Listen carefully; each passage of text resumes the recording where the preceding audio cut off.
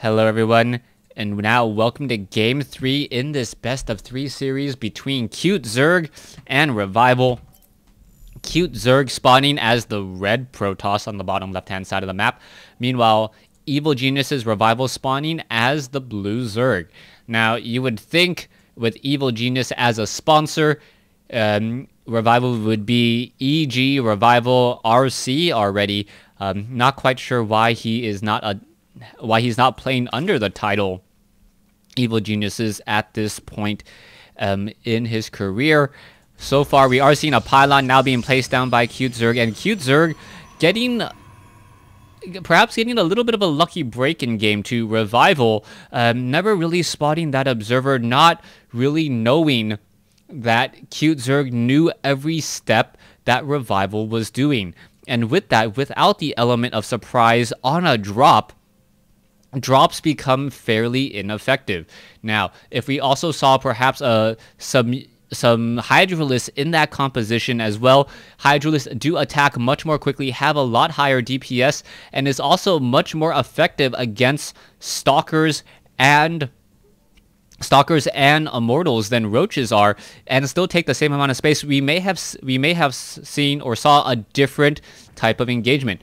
Probe still taking a look around. It doesn't look like Revival will be deviating from his spawning pool first here on Entombed Valley. Now, taking a look at this, CuteZerg looks as though he may be trying to go for a Forge first, or he could still even go for a Nexus first. It will be a Nexus first, and that is going to be perhaps a bit of a greedy build.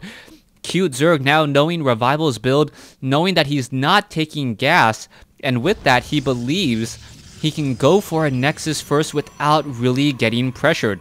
That will give him a stronger economic advantage, as he will immediately be able to start chrono boosting and training probes off of that Nexus, while Revival still needs to wait for a second Queen to really take care of that hatchery. Alright, a hidden proxy pylon on the inside. Revival has no idea about this, and that could be some bad news, as we do see Overlords now making their way in. Photon or pylon is now done. Zergling's now backing away. Is this pylon? Oh, the pylon will get scouted out in a second, and that's actually going to be a hard loss for CuteZerg. CuteZerg hoping to warp in a pylon and get perhaps some backdoor action inside this mineral line. All right, let's take a look here. Forge, Gateway, still... No, we are already going into the assimilators already. Cybernetics core still not even warped in yet, so it's going to be quite some time before this Overlord will even see any signs of pressure of being pushed out. We are currently sitting on 16 probes inside the main. No, now down to, I believe, 14.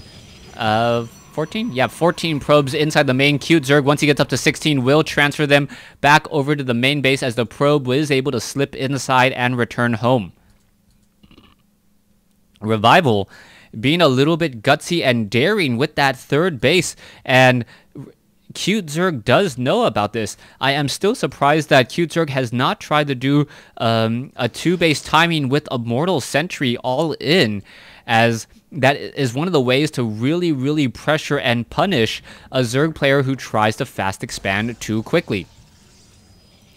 Probes now being able to make their way down, and all Revival is doing now is he's going to be sitting on Zerglings, sitting on Queens. He's just now taking his gas over here at his natural, and it's going to be quite some time before he's able to really do any serious teching. He's sitting on a good number of drones, 33 at this point, with 4 more on the way.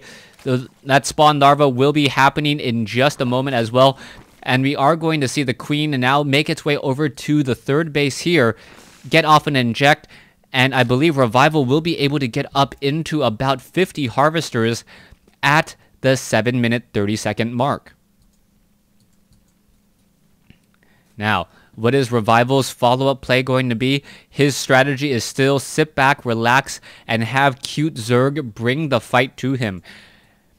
Once Revival gets up to maximum supply, then he will actually move out, knowing that he has the economic advantage and therefore most likely the army advantage as well. CuteZerg, however, this time opting to do a little bit of harassment with Phoenixes, but will it be fruitful? That is going to be a major question.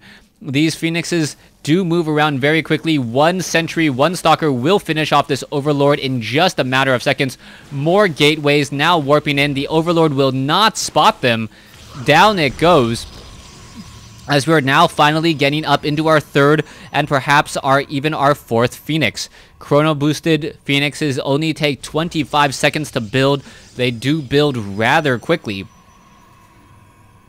And what will be happening next? Yes, there you go. There is that fourth Phoenix now. It will be ready in about another 22 seconds as a single Zealot tries to make a move out across the field. It's trying to do as much scouting as possible. Not going to spot very much, as Revival, being extra greedy, even goes after taking a fourth. Now, with the amount of minerals that Revival is getting, I don't believe he really needs the minerals. I believe taking that fourth base is more of a gas base if he is already at tier 2. There you go. He's going to be able to be running up on about 4 extractors here. And oh, Revival purposely waiting for that pylon to finish before taking it down. A beautiful decision there, shutting down a pylon, forcing CuteZerg to lose 100 resources as opposed to just 25. Phoenix is now on the move, gonna go ahead and take down an Overlord or two, as we're gonna see Spore Crawlers are already in position. Revival already well prepared, and now all of these Phoenixes are backing away, taking a bit of damage. One of them actually taking some critical damage, down to 54 hit points once all those shields were destroyed, or neutralized, I guess. All right, here we go. Hydralisks are out. All those Overlords pretty much clumping together. Revival also getting up a Hydralisk den as a probe. Is it going to be able to slip through? No, it is not. Zerglings able to catch another probe out of position once more, as the Zerglings are now running all the way back. It looks like one Roach will get taken down in transit back home. Did these Phoenixes perhaps catch this fourth base? Not quite yet, and it doesn't look like they will be doing so anytime soon. It is 4 or 3 base Zerg, 3 base CuteZerg, who's playing as Protoss against a 4 base Revival, and still this base has nothing to really show for it. No extractors as of yet. Getting up a queen. Phoenixes now trying to pick apart some of those Hydralisks, but the Hydralisks are going to be simply too much in number, especially with Groove Spines underway.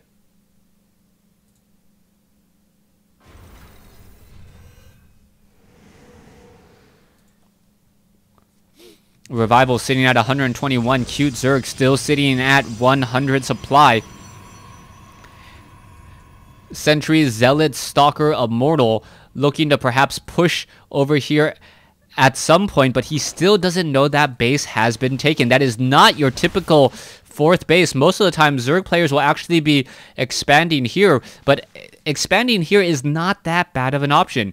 In both options, both this base and this base do expand towards your opponent. The only base that doesn't really expand towards your opponent is this one on the top left, and that is rather far to try to transfer any units. Phoenix is quickly gonna take a lot of damage once more, as the Hydralisks are there. Hydralisks, even without their weapon or the movement speed upgrade in Heart of the Swarm, still a very potent threat. CuteZerg now looking to push in. Are those Phoenixes going to perhaps deal any damages? No, they are not. One Changeling does die, and now we're going to see Revival perhaps try to take down this front door. Not going to be altogether that successful either, as there are a whole bunch of warp gates there. Alright. Zergling's able to slip through another warp gate. Now operational. 125 versus 195. This is a massive army difference, both in terms of minerals and in gas. An 8,000 resource army, or 7,500 resource army, nothing to sneeze at, as the Corruptors are going to be offering a bit of cover fire as well. There are some force fields, and now Hydralisks are caught on the wrong side. Are the Phoenixes going to be able to take down the Corruptors in time? That is the key question. 2 Corruptors gonna get taken down, and without that splash damage AoE, the Roaches and Hydralisk may be able to clean this up. Photon Cannon doing its best, Immortal coming back, Hydralisk and Roaches still not engaging, a little bit of divide and conquer, but once the force fields go down, these units will come and play, and that is going to be a very, very sad day indeed. Phoenix is trying to shut down some of these Hydralisks, not going to be enough. Corruptors going after the Phoenixes themselves. Roaches, I believe, have already reached the breaking point as more and more reinforcements coming in. There is the GG, as CuteZerg says, good game.